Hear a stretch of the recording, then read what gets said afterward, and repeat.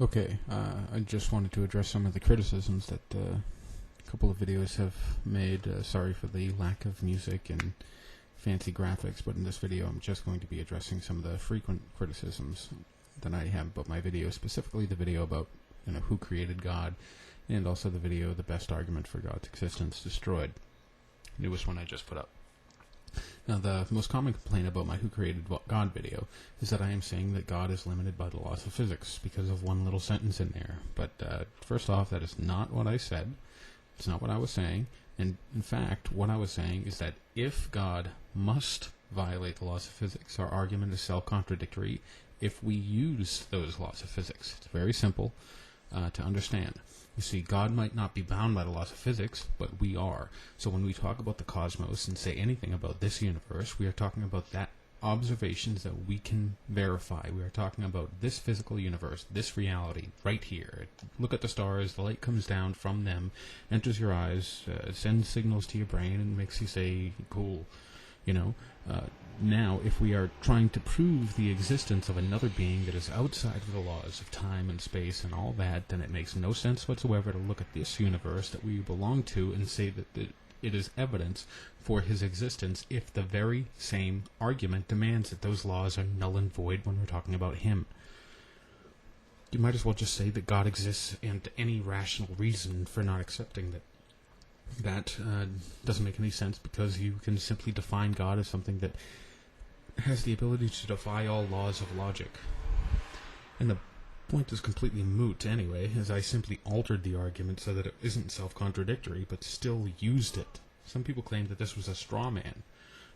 In a sense it was, because I changed the argument to something else and argued against that new argument. But the way I did it was actually more of the reverse straw man, because the original argument was horrible and inconsistent, and I pointed that out, and then I changed it so that it actually worked by saying that God is an infinite source of energy rather than something that created energy, which is it's a tiny, insignificant alteration that does nothing to Van Fang's argument except make it at least logically consistent, whereas it wasn't there before. Besides, since energy is simply the ability to work in a physical system, and God supposedly has that ability, it is completely consistent and sensible to say that God is an infinite supply of energy if he exists. I even used the qualifier in part. God is in part a infinite supply of energy in the video to show that this was only one attribute of this hypothetical God rather than the summation of God's existence. In my The Best Argument for God's Existence Destroyed video, the most common criticism is that God doesn't need a creator because God, by definition, is eternal. So there are many problems with this. First off, it invalidates the premise that complex things need an explanation. If God doesn't need an explanation, then nothing does, as any attributes of anything in the physical world that you claim necessitate an explanation is also an attribute of God, and even more so. If something is intelligent, it needs a good explanation. Oh, except God. If something has creativity, it needs a good explanation, except God. If something is beautiful, or complex, or improbable, or is moral, or is logical, or has any one of many millions of things that you can claim that needs a good explanation, it needs one, except God. If these things need a good explanation because intelligence, creativity, beauty, and complexity, and all these other things demand a good explanation, but God doesn't, despite the fact that God is all of these things and more, then your initial premise that these things need an explanation because of these attributes is so obviously false that it boggles my mind how anyone over the age of 10 can't see it when it is explained to them at the level of detail that I have done numerous times. Next, simply defining God as something which has a certain attribute doesn't mean that he exists, nor does it mean that he has that attribute. The flying spaghetti monster has the same attribute, by definition. Does that mean the flying spaghetti monster is a good explanation, simply because he is defined as such? Does it mean that he exists? No, not at all. That's absurd. You're just trying to define your way out of the problem.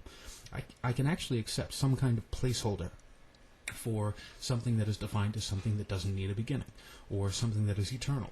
But that is not what God is. Sure, God is defined as eternal, but he's also has a bunch of other attributes that we are forced to accept if we accept his existence, such as omnipotence, omniscience, omnibenevolence, an intelligent being who wrote a book and had a son and has a religion on earth, etc., etc., etc. Most religions can't even agree on what many of those attributes are, but we're supposed to accept them because God is this arbitrarily defined to have one attribute that you claim necessitates his existence. At best, you are arguing for something that has always existed and nothing more. If the word God simply means that which always existed, then this works for even the broadest idea of deism, including pantheism, which is inherently atheistic, as the God, quote-unquote God, of pantheism is simply the universe itself, and the religion is simply admiration and respect. If you can call it a religion, admiration and respect for the universe, and describes the materialistic natural universe as, quote, divine and complete in itself. Spinoza's God, Einstein's God, and the quote-unquote God of many atheists out there, if you can call it a God, including myself. How about another example? Let's take one of many dictionary definitions of the word universe. All that exists. The universe is defined as all that exists. If we use this definition of the word universe rather than the somewhat narrow view of all that exists in our own known physical reality, then if God exists, he is part of the universe. And since he is eternal, then the universe is eternal. And since the universe is eternal, then we don't need to invoke a God to explain it. See? You can't just define your way out of the problem. And then, when I explain this in excruciating detail, in the simplest way possible, you can't just simply restate the same thing and say that God doesn't need an explanation without addressing any of the criticism that I've offered, and change the subject to something about genealogies or something about or prophecies or any of the other arguments that you have for God's existence. You can't just jump over to something else. I just find this extremely dishonest, intellectually dishonest, and frustrating.